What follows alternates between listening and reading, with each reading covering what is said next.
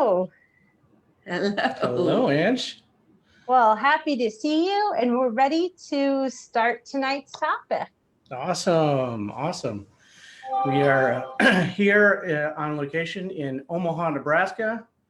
We just kind of rolled in, just probably less than an hour ago. Just enough time to get everything all set up for our weekly webinar. Yeah. So it's just about an 8-hour drive here, and it was pretty much a straight shot. But here we are. We're on our way to celebrate our anniversary, our 23rd anniversary, and that'll be on Valentine's Day.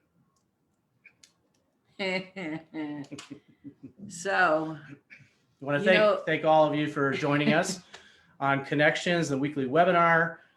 This has been really an awesome journey, and Angie has been, helping us out here as an MC. When you have a baby, yeah, the baby's like this big, but all the junk they need is like that big. This is how it was today coming here with trying to bring all our stuff. So many different factors that you can't control.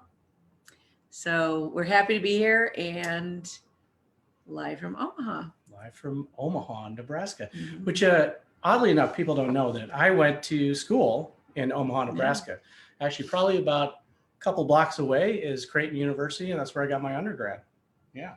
So my old stomping grounds here. So any of my former classmates, hello. And today is a special topic, right? It's a common topic. Yeah.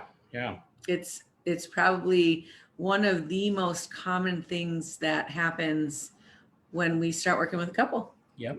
Mm-hmm.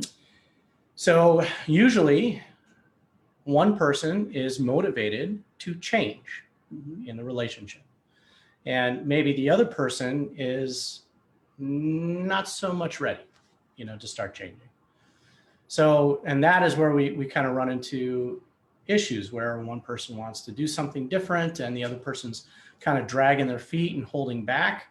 And this could be just in kind of a multitude of things, not just in seeking help or seeking guidance, right? Coaching, counseling, but it could also be in other aspects of the relationship. Like one person wants to get healthier, right? Wants to change the diet. Maybe one person wants to, go vacation in a part of the world. So we agree on everything all the time. Yeah, right. And it's a really interesting thing that happens because you grow up different, your brains think differently, and you have different level of sensitivity to pain points, which, there's 3 major categories of why we change. One is pain. The other one is boredom. And the third one is like this forward momentum in life for joy, or, joy. The word joy is when 2 things connect. So whenever we learn something, we feel a sense of joy, no matter what that connection is. And those are the 3 ways we typically change. And I think men and women get bored differently. We experience pain differently. And we change differently. Differently. Mm-hmm. Or our motivation to change is very different. Right. So I think we need to kind of talk a little bit about the difference in, men's brains and women's brains, right? And especially how that interacts in a relationship. And so most people don't know that, the brain in a woman, she can use both hemispheres simultaneously, right? So that's the corpus callosum there is not, interfering with that use of both hemispheres simultaneously. But for men, we have to use one hemisphere of the brain at a time, and then we switch over to the other side, and so because of that, the thought process is very different. For men, we tend to be a little bit more solution focused. It's like, here's a problem. We're going to have laser focus on attacking that problem and then try to solve it. Okay. But for women. So if I use the definition that comes from The New Feminine Brain she has a really fun name. Like, what's the artist? Mona Lisa. Oh. Like her Mona Lisa's inner name is a bigger, like Mary Mona Lisa or something. Anyways, in the New Feminine Brain, she would say that the feminine brain is like a little house with a lot of rooms, and in every room is a telephone, and it's like one line, and any phone you pick up, you're going to hear the same conversation. And so in the women's brain, there's a lot of connectivity. There's also a analogy of a spaghetti bowl, that there's, all these things come together. And so if a woman is on the phone, she's also paying attention to her kids, what her kids are doing. If she's cooking something, there's like all this multitasking going on all the time. Mhm. And then they say that the male brain is like a big house with a lot of rooms, and the rooms are big. And there's a telephone in every room, but every room's a different phone number. So if a guy's on this phone, nothing else matters. It's like if he's watching TV, he doesn't hear the kids. He doesn't think about doing the laundry. He doesn't hear the doorbell ring. He's just like laser focused. And we got that way because of a long developmental process.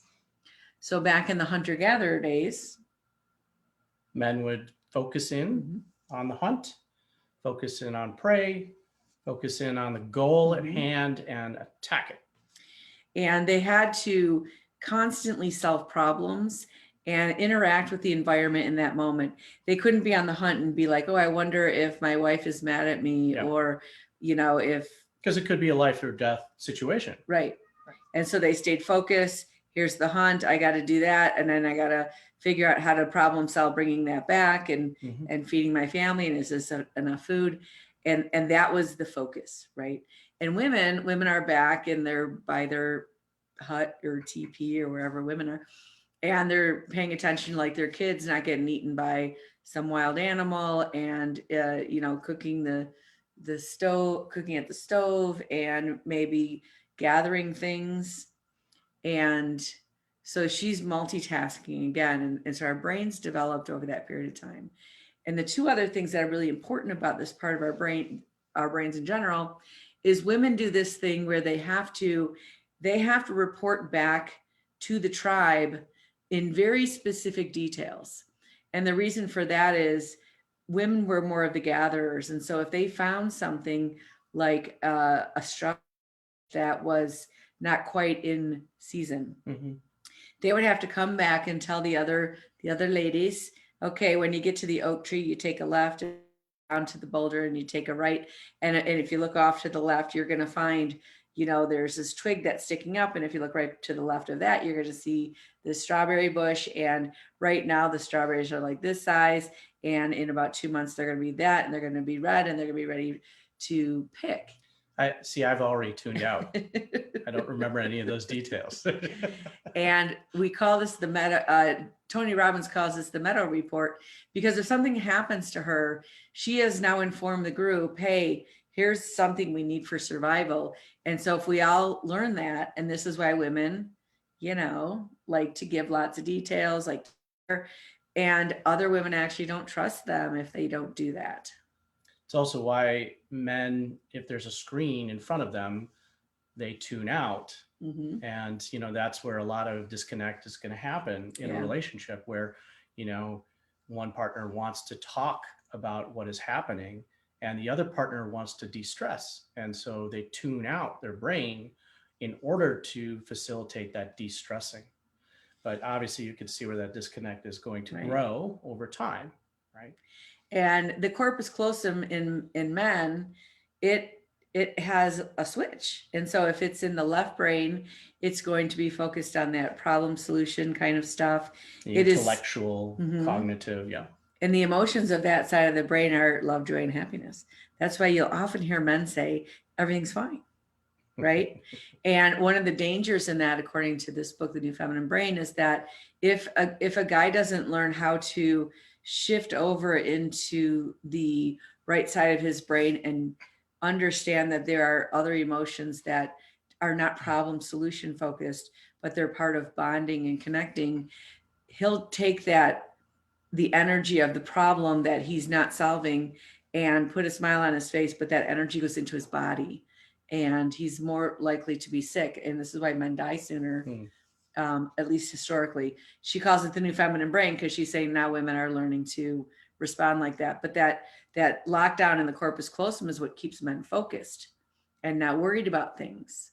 So you can see that, when change needs to happen in a relationship, it's typically, the woman in the relationship that is going to be able to sense that there's a problem in the relationship and something needs to change, right? And it is going to be typically the man. And, when I say typically, we're talking about the masculine and feminine energy, but we're talking about the physical brain itself, right? And so the way that the partner's brain works is going to facilitate how they recognize that things need to change in the relationship. And so now you're going to have this disconnect between the two where one person's almost pulling, on the other person and the other person is dragging their feet because they don't see a problem. And typically it gets to the point where it's almost like this high ramping up that needs to happen, and this peak where there's so much tension and so much anger and so much frustration, where now the person who is dragging their feet or thinks that there isn't anything wrong, now they start to see that something has to change. Okay. But typically they're motivated because the other person is at almost like an ultimatum point of view. Right. And so this is what we hear all the time, and it sort of sounds something like this. How long have you guys been together? About 20 years. How long has there been a problem? What does the guy say? Maybe about last 6 months or so. And what does the woman say? She 19 years. And he says, well, I didn't think there was a problem. I didn't see what the problem was. And she says, but I've been telling you this for 19 years. Yep. And he said, yeah, but I just thought you like to complain a lot. And, you've heard us say this before, that women believe what men say, and not what they do. And women believe what men do and not what they know. Am I getting this right? Women believe what men say and not what they do. Men believe what women do and not what they say. So she might be doing this for years, but she's also paying attention to him, paying the bills, taking care of the kids, doing the laundry, going to work. So doing all the tasks of being in a relationship that appears to be working. So where's the problem? And the guy's stuck in the side of the brain that says, yeah, this is pretty good. I don't see why we need to change this. And she's believing every time she says to him, I really think we need to spend more time together. We should, go out on dates. We haven't been on vacation alone together. And he goes, okay, we'll do that. And she's like, great. And then nothing happens. And then she waits. And waits. And waits. And then he just doesn't go about it because she stopped saying something about it. So it must not really mean anything. It must not be that important. It must be just one of those things that she wants to do that's on her list, and it's just not a priority, right? And so now this imbalance occurs in the relationship and starts to grow, where one person is trying to motivate the other, and the other person's waiting around for the other person to motivate them. So I think it would be fun for me to ask you some questions specifically about what's going on for the guys. I'm on the hot seat. Yeah. So what are they thinking in their heads when they don't want to change? So when they don't want to change, let's say, the spouse is really kind of trying to motivate them to do something different, right? And they've heard this over and over and over again. For them, they are coming from a place of frustration. It's that, is this going to be just another one of those things that she asked me to do, right? She's got the honey-do list. Well, I got to fix the garage. I got to fix this. And now I've got to spend more time with her, and so it just comes off as complaining. And also now it comes off as control. And so now there's this power struggle, right? Where he has also given away a lot of the power in the relationship, but at the same time, not taking on any of the responsibility, and also growing some resentment towards his partner. The funny thing about that, I think that's happening is if you've ever seen the movie The Breakup and Jennifer Aniston says, I want you to want to do the dishes. And he says, why would anyone want to do the dishes, right? Well, it's true. And when women are talking, we're like, you know, if you would do those things, then this would happen. And he's going, great, here's a problem, there's a solution. So all I need to do is X, Y, and Z, and then I'm going to get A, B, and C. The problem is that if he does X, Y, and Z, because she said do X, Y, and Z, it is not going to be fulfilling. It's not going to make her feel like he is actually being attentive to her, because all he is just being compliant. And so it takes the man to get to a point where he is taking the initiative, because he does agree that there's a problem and that his needs are not being met, that he is not being the man that he wants to be. He's not fulfilling all of those standards, you know, that he judges himself by when he looks in the mirror.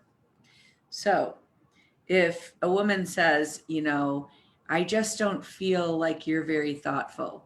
And he says, well, what would make me seem thoughtful? And she would say, well, even though when you come in the door, why don't you kiss me?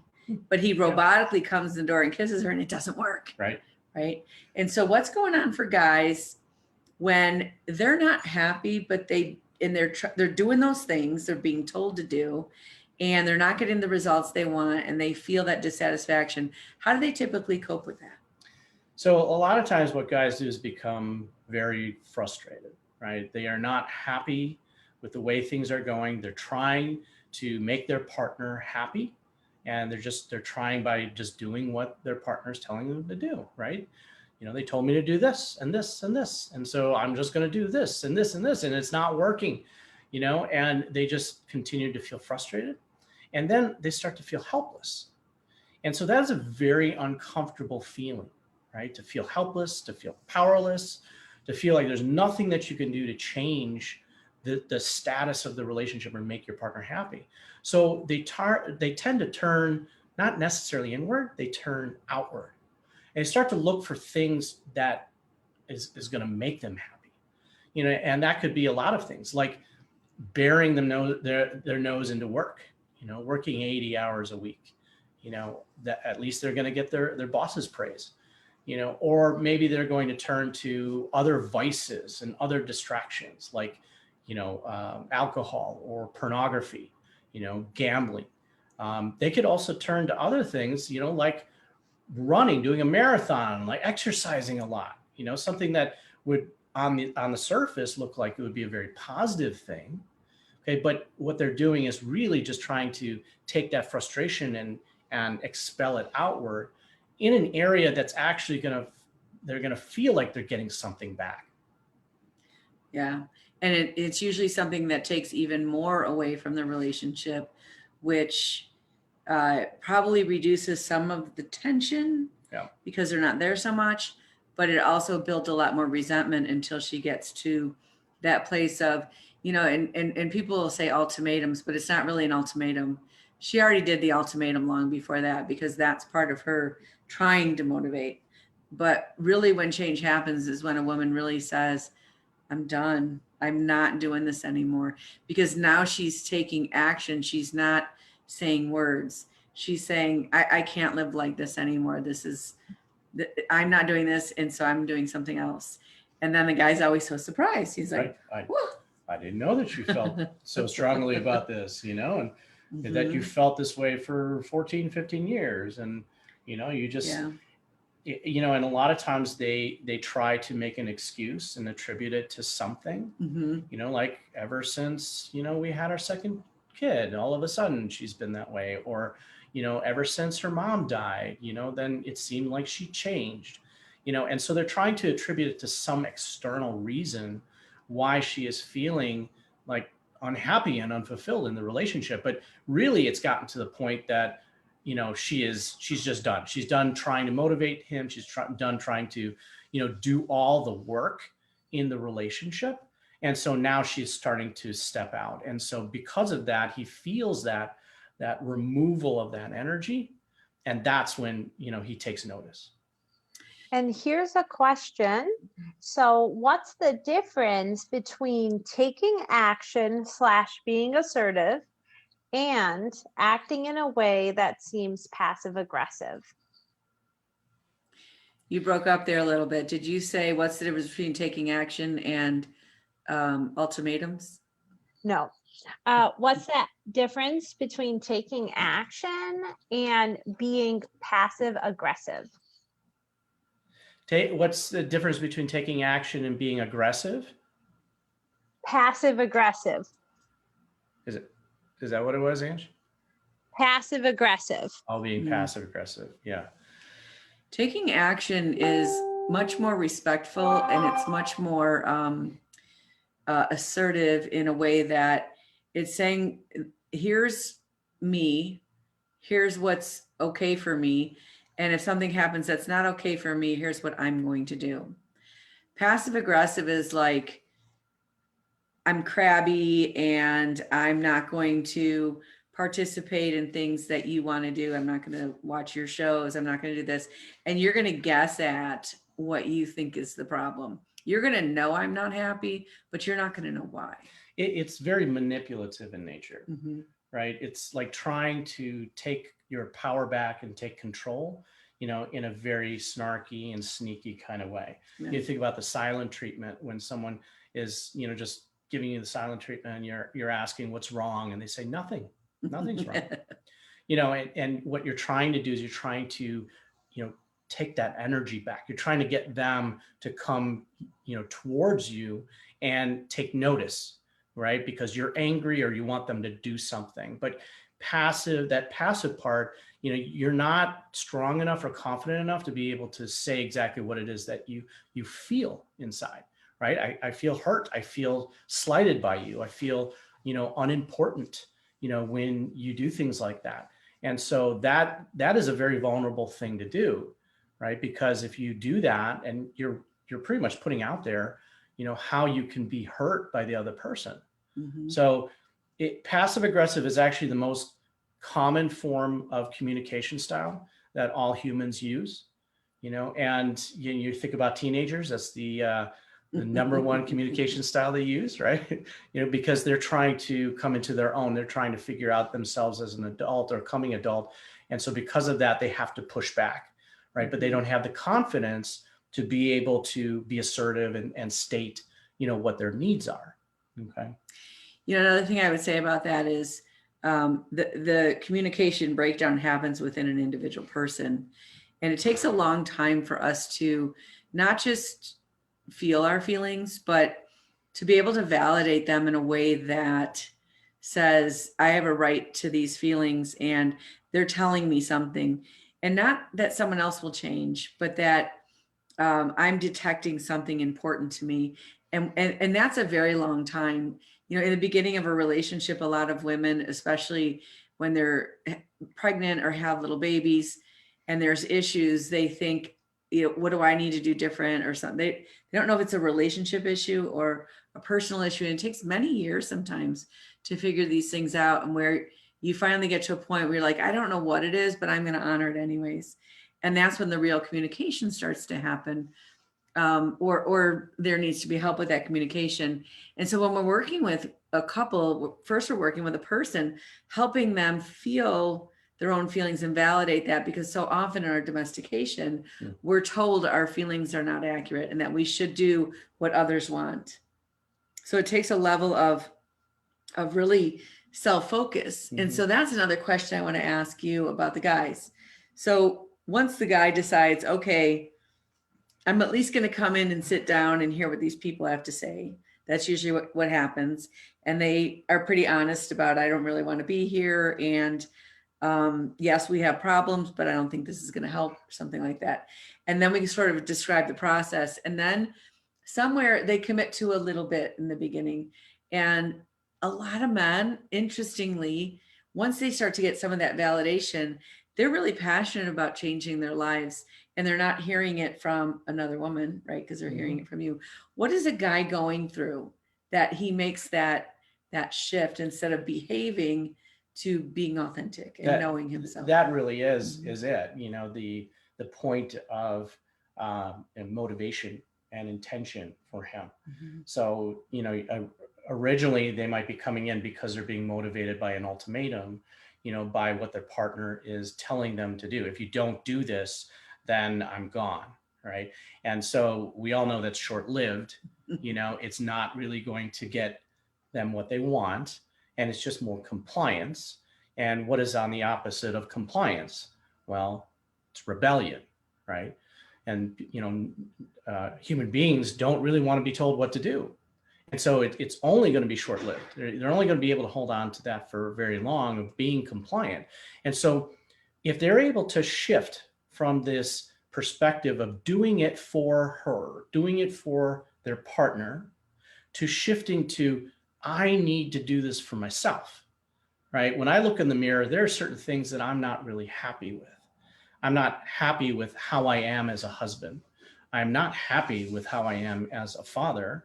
And I'm not happy with who I am as a man in this world. And when they can really connect with that, of what they want, right? What they want to be, then that is where that intrinsic motivation comes from. That's where they can really connect with that man or that boy inside who wants to become a man, right? And so that facilitates that growth. And that growth, it supersedes the relationship. So no matter what happens to the relationship, whether she decides that she's done completely or not, he will still be focused on that because this becomes so much more important in his life. Mm-hmm. What happens, though, is as he is focusing on himself, she is able to really see that. And she's able to see the integrity that is he's connecting with inside. And that's where now this connection really starts to develop, because he's doing it for himself and he's not doing it for anybody else. I'm smiling because ultimately what ends up happening is he says no to her and she likes it. Like right. She wants him right. to have an opinion. She wants him not just to be compliant, but to say, this is okay or this is not okay. And so that no to her means that when he says yes, he also means it too. So she feels that much more connection because he's more connected to himself. Right, right. And in our domestication, unfortunately, we're really groomed to do this the wrong way. So women are groomed to not focus enough on themselves and be concerned about everybody else. And men are taught to line up on the scrimmage line, shut down all your feelings, and bulldoze the person in front of you. So all those feelings that they have, they're told not to trust. So they have to lie about it. Mm-hmm. And women have to lie about having any needs. And so he's like, all right, I guess I'll just keep taking what she's offering. And she doesn't need anything from me. And we have a hard time receiving. And we have a hard time taking better care of ourselves when we think other people might be inconvenienced by that. But when they are, it actually makes them happy. Mm-hmm. So other people like when women start taking better care of themselves. Your kids like it. Your kids don't like seeing you burned out. Your husband doesn't like seeing you burned out. He wants you to go take care of yourself and nurture yourself and grow as a human being. And your wife likes it when you say no and have integrity and have your own lines, because if she can control you, well, then anyone else can too. And not just say no from a controlling perspective, right? But being able to say no from that authentic place inside, right? So like on Thursday for my men's empowerment group, the second men's empowerment group, we're going to be talking about emotions, and we're going to be talking about, how to connect with that inside of yourself, because, that is the most important thing to do. It's the only way of being able to understand who you are within. And for men, we are trained at a very early age to disconnect from our emotions. We're taught that there's only a few select emotions that we funnel all of our emotions through. And that's anger and frustration and vengeance, and if you think about all of the characters, the main characters in Hollywood, the main male character exemplifies all of those emotions, right? And the emotions of like sadness or vulnerability, those are typically exemplified by a comedic character in the movies, right? And so we're not really taught how to understand where our power is, and the power is in our guts. And that is truly going to tell us what the right direction is to go, not our thoughts, right? not our intellect. And because our cognitive thoughts are designed to debate both sides of the coin. And so, when your spouse is telling you, you need to do this, well, then now you're going through the checklist. Maybe I should. Why shouldn't I? Pros, cons, and all of that. And really, you're not connecting with, is this something that aligns with who I am and who I want to be, right? And it's only until then, until men are able to connect with that they are able to really step into the relationship and fulfill their half, right? Their true half of that relationship. And I would say there's, go ahead. Question that a couple women asked was, as a woman, how do I get better at asking for help? If you're not honoring yourself, you're teaching everyone else not to honor you as well. And just think about it like this. How often do you have to pee and you don't pee? How often, I'm serious, it's a funny thing, but everyone's laughing now because they don't pee when they have to pee. They don't eat when they have to eat. They're so out here, they put themselves last, and we teach other people to do that for us as well. And to make a commitment to yourself. We have the transformations coming up, which is the 40-day practice. And every day for 40 days, you have to commit to spending about 15 to 20 minutes every day on your spirituality. And it's amazing when they make that commitment, and that's all they're doing, this 15 to 20 minutes a day. And they start to blossom like, wow. And they have a space to feel their own feelings and think their own thoughts. And I don't know where we got this idea that wasn't okay, but we did. And in the opposite direction, it's like, the guys were taught, do whatever you want to do until someone comes and bosses you around. And so there's a problem on either side. And so for women, when we do check in with a couple and we say, what are you working on? He usually says, I'm working on being more aware of other people in the house and taking care of my kids and offering Stepping more. up, yeah. And she usually says, I'm being more selfish and I'm taking better care of myself and I'm happier. And, her happiness then translates into her being even better at giving. Right. Because she's filled herself up first and now she has more to give. And so it's really that dual thing. And again, this has a lot to do, not just with our domestication, but our brains as well. Which, by the way, if you're listening and you want to motivate your husband, you can't motivate him by being on top of him, telling him what to do, telling him what he needs to change. As we've been talking here, he's just going to learn to tune it out, right? And so the best way that you can really motivate him to see that there's a problem is to really just start dialing back and taking care of yourself, right? That is really what did you just say? What? Right? Because that's where he's going to start to take notice, right? He's going to notice that, oh, where'd my partner go? Yeah. Why isn't she taking care of my needs, right? Because which is not men what he needs, right? believe what women do. Yeah. And not what they say. And now you stop doing and they go, hey, and now they're paying attention. When you're in their face and right. blah, blah, blah, they're like, You just think of that balance of energy, right?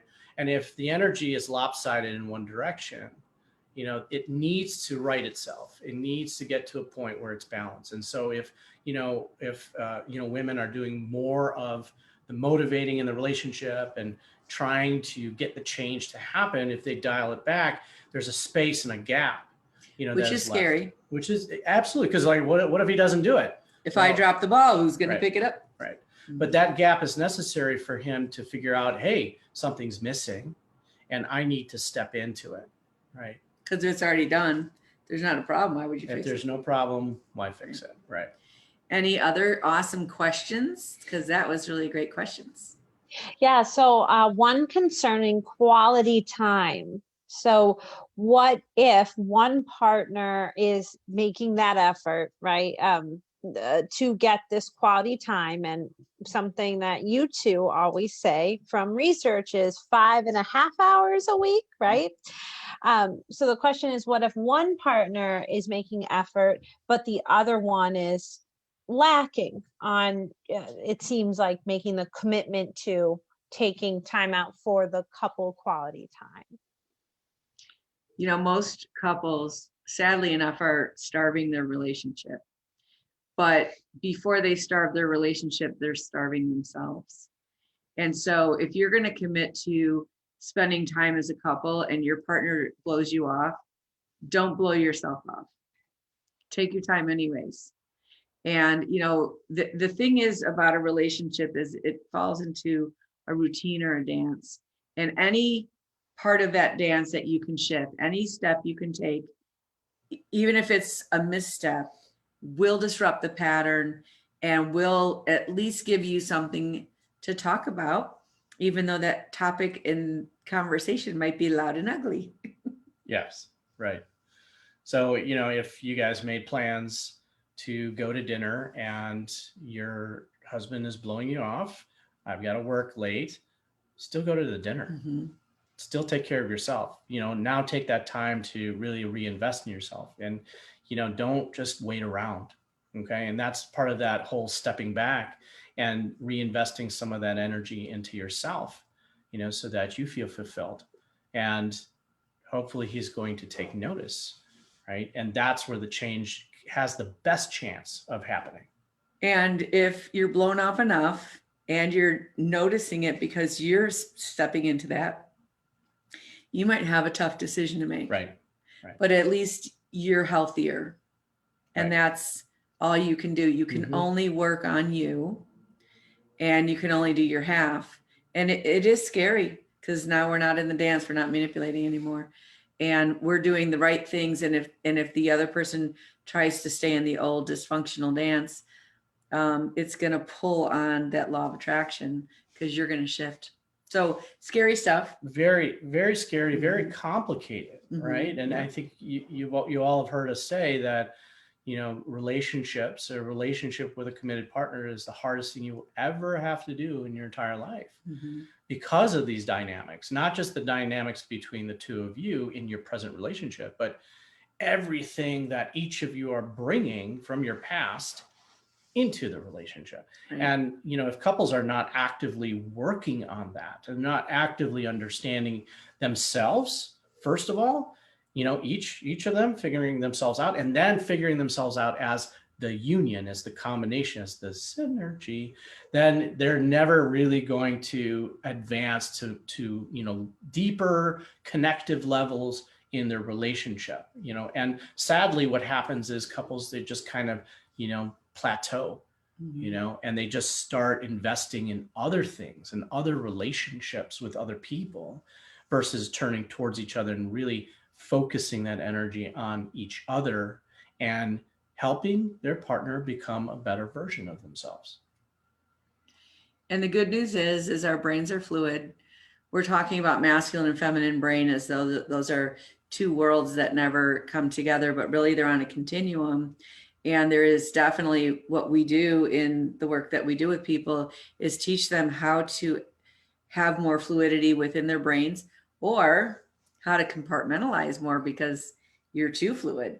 And that the male and the female brain, whatever we're born with, can shift over time based on how we're raised and how we expose ourselves in the exercises that we do to use and access more parts of our brain and change our personalities. That's why we do the work we do. Yeah. Because there's a lot of hope, which is awesome. But if you're really stuck, you're probably polarized. All right. Any other questions, or should we go into some meditation? It's a great time for meditation. Fabulous. Okay, this is going to be a really fun one. So go ahead and get into a comfortable position with your spine straight and close your eyes. And focus on your breath.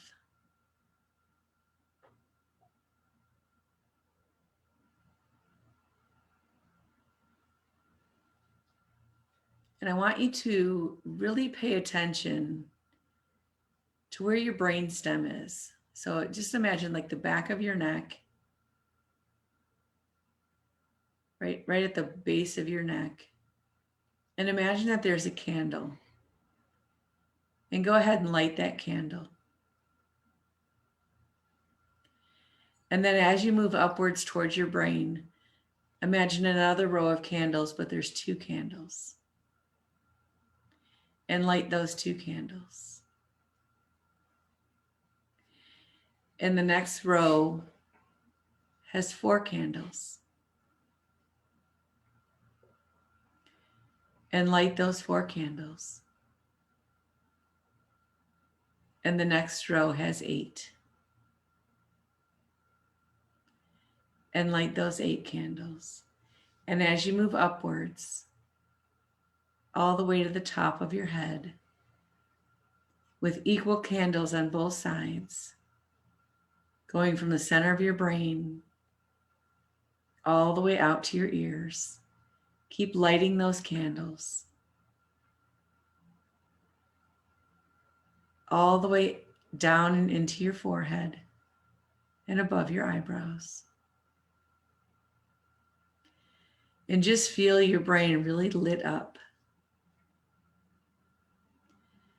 And now imagine a wind coming in through the right side of you and flickering all those flames towards the left. And then an equal breeze coming from the left and flickering all those flames towards the right. And just spend a moment allowing the wind to pass back and forth from right to left and left to right. You may feel the warmth of the candles. You might be aware of the brightness.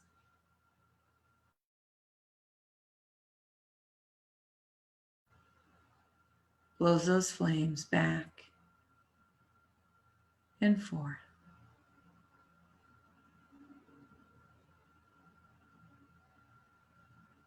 Back and forth.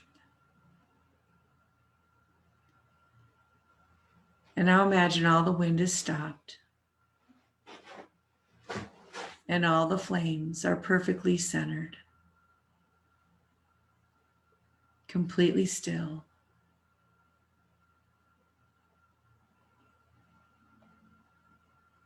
And feel the solidness and centeredness. And now imagine a gentle wind coming from the base of your spine all the way to your eyebrows, flickering all the flames forward. And then an equal breeze flickering all the flames back.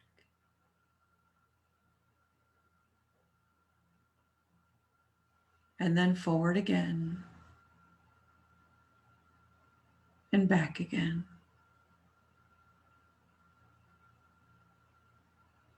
Moving back to front and front to back.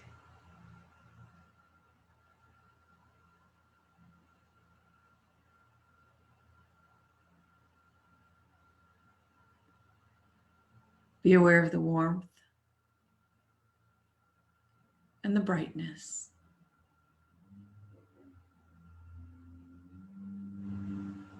And now imagine all those flames coming to a perfect center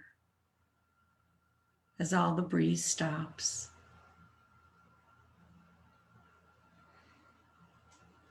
And imagine if someone was looking at you from a distance and they could see the glow in your mind, just like a halo, perfectly balanced and still and glowing brightly. And as you focus on this image, be aware of the concept that at one point on the earth, we believed the earth was flat.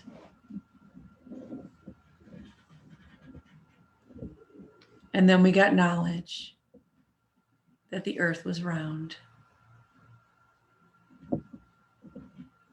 And then we believed that the earth was made of matter. And then once we learned how to split an atom, we realized that all matter was actually energy.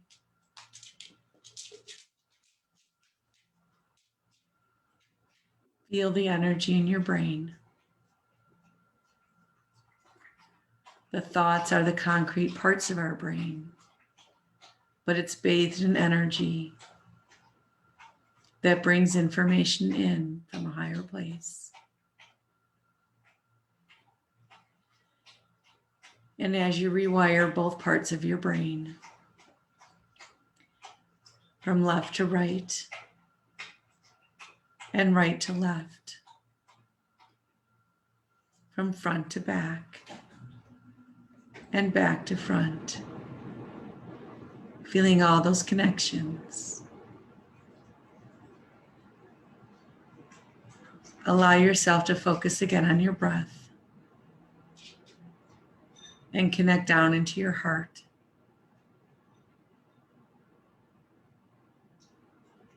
Allowing the power of your emotion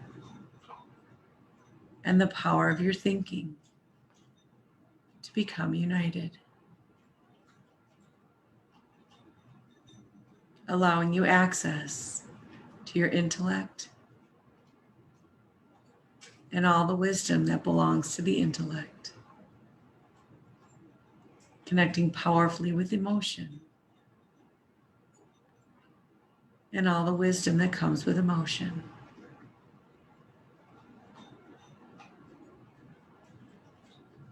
A relationship with love and no passion is a dried up, stale relationship. A relationship with passion and no love is very volatile and unsafe.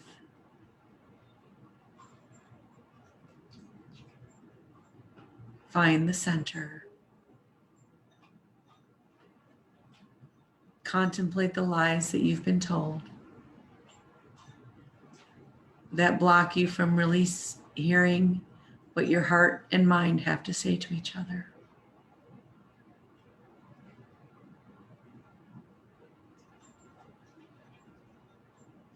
And make a commitment that at least one time this week, when you're aware of what your heart has to say, your mind allows your heart to choose, just to see what happens. And just one time this week, when you have a thought, your heart allows your thought to make the decision, just to see what happens.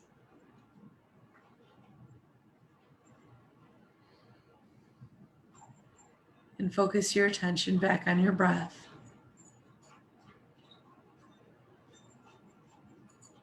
And appreciate the fact that you gave yourself a few minutes today to learn and grow, to focus on yourself and your health, to bring that to your relationship and to the world.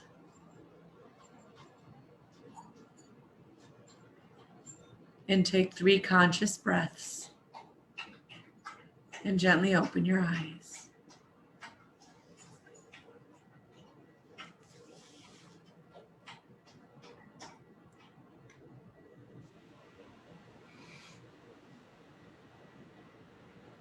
If any of you have joined us for meditations in the past, in fact, on our Couple Synergy page, if you look at the videos, we have a series of 76 videos that we did over lockdown. Mm-hmm. You will all know that our dog Jasmine makes the most amount of sound whenever we are meditating. She sleeps through everything else. And then once we start meditating, she gets active. So if you ever hear her in the background, that's I actually think it's really sacred because that is the language of animals. They don't have words. And so when they have emotion, they have to communicate somehow. Mm-hmm. And her giving us a little soundtrack, it's a challenge, right? And so, you know, if you ask the Dalai Lama, he said you should be able to meditate anywhere in the middle of a crowded airport or anything else that's going on, a storm, whatever, and not let that startle part of us take over. They call it a practice for a reason, right? And, you know, for those of you who are still here, awesome. It's really good. I mean, we meditate after every weekly webinar, but, you know, Jean and I, we incorporate meditation into our lives pretty frequently. And there's a big reason for that, right? Is that when we're talking about connecting internally, right? And if you're not able to connect internally, then you cannot connect with your partner. And so there's a lot of power in meditating together in the same room. Regardless of what's going on the outside. Regardless of whether your dog is eating, drinking water. So thanks for joining us. Have a great week. First time that everybody stayed for meditation on our Zoom webinar. Good for you guys. That's so awesome. I know meditation is difficult and it's absolutely worth it. You know, if I went to my trainer once a month and lifted weights, I would just be sore the rest of the month. But when I keep going, when you grow. Right. Yeah, then I start to heal. So awesome. Good for you. It's good having you guys. We're going to go celebrate our anniversary. Well, pre-anniversary, right? I mean, it's our trip. Valentine's Day is our anniversary. So if you guys are out, clink a glass for us. It'll be our 23rd.